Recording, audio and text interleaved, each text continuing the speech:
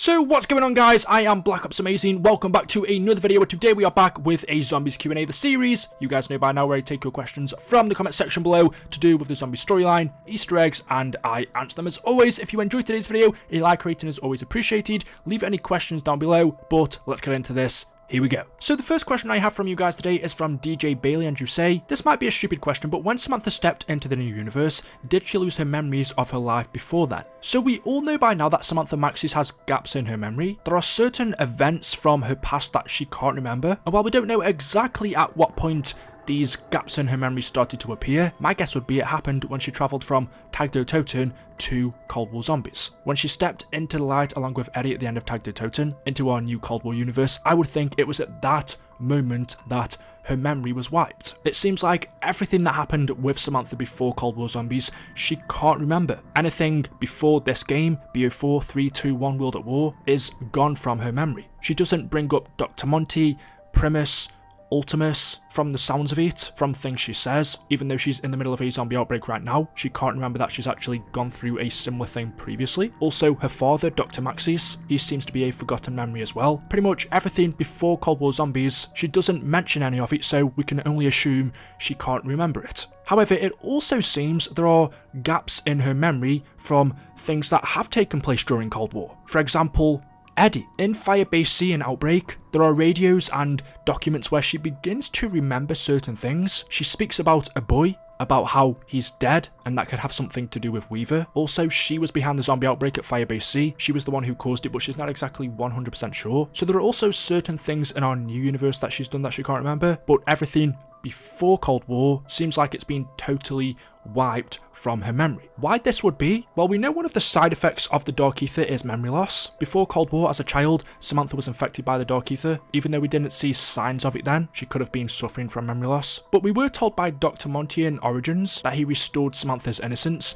We don't exactly know what that entails, but after that in maps like Alpha Omega and Tag der Toten, she still has her powers that she would have obtained from the Dark Ether. So she could have been suffering from memory loss all along, even as a kid, or it began when she transitioned from our old story to the new one. And from radios and documents that we have from multiple different characters, even Samantha herself, they all acknowledge that she has certain gaps in her memory, but as you can see from this document, they aren't sure why or when this happened or even how. It is from Weaver where he basically says, immediately following her extraction from the Dark Ether, Agent Maxis was evacuated by our strike team, placed under medical supervision, and transported directly to Requiem headquarters. Preliminary physical and psychiatric evaluations were performed en route. She was found to be in surprisingly good physical condition, considering her ordeal in the other dimension. While we estimate she spent roughly 48 hours there, Agent Maxis claims she went missing for many months. Psychological and metabolic data support her claim, but further details are slow in coming due to post-traumatic stress issues and apparent gaps in her memory. We will continue to monitor for indications of brain damage. So from that we can tell that Weaver isn't aware of the effects of the Dark Ether. It is new to them, it's something they are still researching. And so going back to your question, did Samantha lose her memory when she stepped into this new universe, or was it before then? Well, whilst I don't 100% know, I would say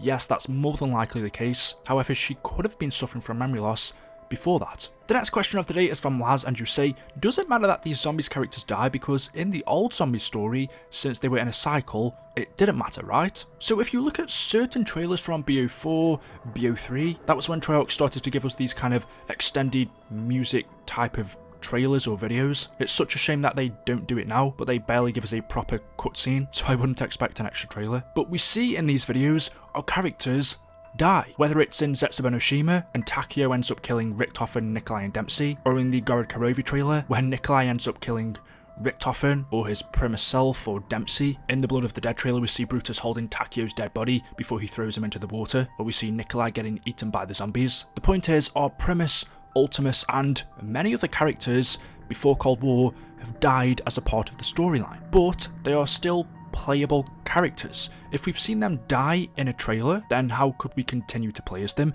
And the answer to that is they were in a cycle. Every time one of our characters died, every time they did something wrong, something that wasn't supposed to happen in the loop, something that wasn't written in the canorium, the cycle would reset, the characters would be brought back again, and they would repeat the same events over and over until they got it right. Pretty much until they successfully completed what they needed to do in that map, and they'd then move on to their next location. If they died, it wouldn't really matter because the cycle would just reset and they'd try over and over again. For all we know, our zombies characters could have died hundreds, thousands, millions of times before, but they were stuck in an infinite loop, so it didn't matter. It's almost as if they were in a video game and they could respawn again.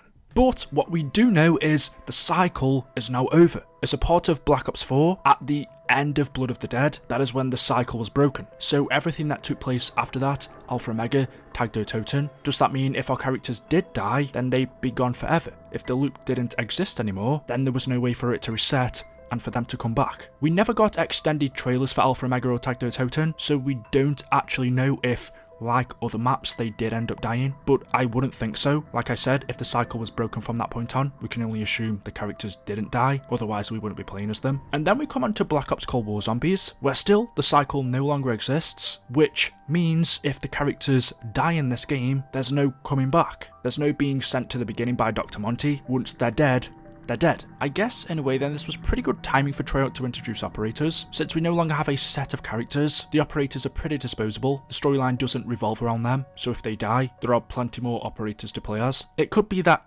canon-wise, the operators simply don't die, so every time we do die or quit the game or end, that isn't canon, it's something you have to forget. Or even when you exfil, is exfilling canon or not? If it is, then that'd mean the characters would have to go back to complete the main mission, but if it isn't, again, it's something you have to take no notice of. But what does matter is the death of the characters. Since there's no longer a cycle, if they die, it matters, whereas before it didn't. Also, we had multiple versions of our other characters. There was a Richtofen in each and every different universe, hundreds, thousands of Takios, Nikolai's, Dempseys, but there is only one universe now, one Samantha Maxis, one Weaver, unlike the hundreds of Richtofens. So simply, if our characters die in Cold War, because we're no longer in a cycle, and there's also not a multiverse, if they die, there's no coming back. Well, that's if you don't count coming back as a zombie. And the last question of today from WeFox says, why did the Shadow Man call Dr. Monty Beelzebub the devil? Great videos. So this was a wisp from the Shadow Man that we had in Revelations. Before I go on to talk more about it, let me just play it for you guys.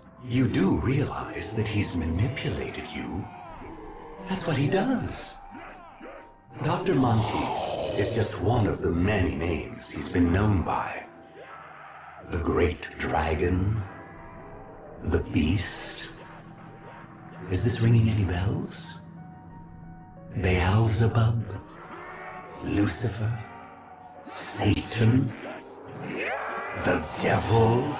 So as you heard, the Shadow Man tells us that Dr. Monty is manipulating us. Now at the time when we heard this, it was pretty interesting because Dr. Monty was the good guy, the Shadow Man was the bad guy. Yes, we had a suspicion that there was something more to Dr. Monty that we didn't know about, and I guess we found that out at the end of the Revelations Easter egg, when Primus got sent back to the Great War and the cycle was reset. We saw then what Dr. Monty was doing, but before that, in the wisps that you could find around Revelations, the Shadow Man told us that Dr. Monty isn't even his real name. He's also known as the Dragon, the Beast, the Beelzebub, Lucifer, Satan, the devil, pretty much telling us that he's evil. He isn't this good person that you think he is. You would have also been right to not trust the Shadow Man. He was manipulating us as well. Him and Dr. Monty both were, each for their own reason. The Shadow Man because he wanted to unleash the Apothicons upon Argotha, and Dr. Monty because he wanted to keep the cycle going. I've said many times, I don't think Dr. Monty was necessarily bad, and if you listen to Radios and Tag der Toten from Richtofen, he even says that. He doesn't believe Dr. Monty was a bad or evil person. At the end of the day, he was just doing what was necessary for him to survive.